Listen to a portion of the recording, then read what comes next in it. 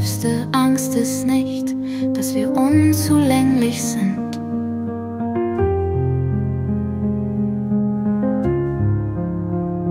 Unsere tiefste Angst ist, dass wir unermesslich machtvoll sind.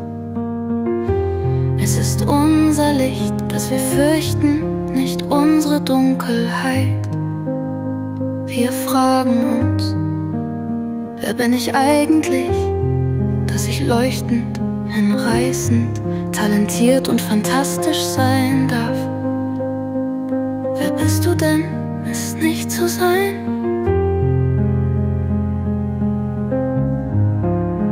Du bist ein Kind Gottes.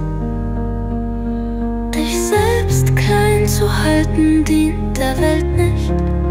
Du bist ein Kind Gottes. Dich selbst klein zu halten dient der Welt nicht.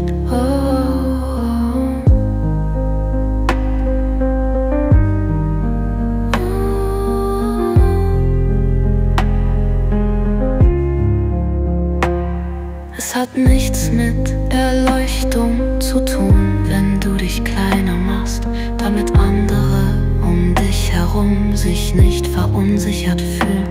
Wir sollen alle strahlen wie die Kinder. Wir wurden geboren, um die Herrlichkeit Gottes zu verwirklichen, die in uns ist. Sie ist nicht nur in einigen von uns, sie ist in jedem Einzelnen. Und wenn wir unser eigenes Licht erstrahlen lassen, geben wir unbewusst anderen Menschen die Erlaubnis, dasselbe zu tun, dasselbe zu tun. Wenn wir uns von unserer eigenen Angst befreit haben, befreit unsere Gegenwart andere ganz von selbst.